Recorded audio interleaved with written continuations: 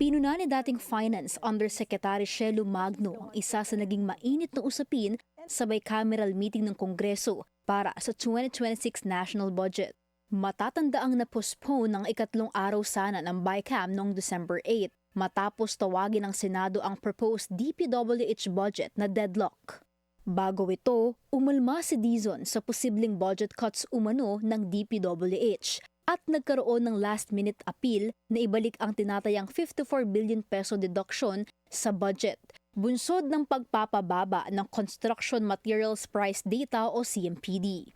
So, surprisingly, last minute, they want to restore 45 billion pesos. So, for me naman, you can even look at how DPWH's level of efficiency in implementing these projects. Hindi rin naman yan 100%, diba?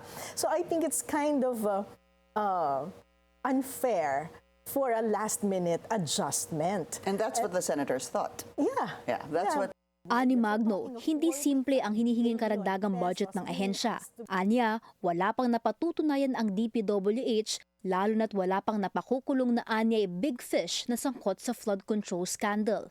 Actually, alam mo, ito lang pagdududa kasi when I heard 10,000 projects will be affected if we don't give this 45 billion additional budget. What are these 10,000 projects? I really want to see the list, diba? But are we asking too much from Secretary Vince, who took the post in the middle of this controversy? I think that's the rigor that we have to expect from secretaries if they're asking billions of pesos of Filipino money.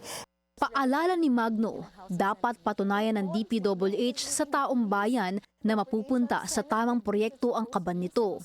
Bukod sa pagpapanagot, dapat din daw na magkaroon ng aktwal na mga pagbabago ang ahensya sa mga proseso tulad ng pagpapagawa at pagtukoy ng mga proyektong paglalaanan ng pera. Para sa Agenda Weekend, Lyja Bonzo, Billionaire News Channel.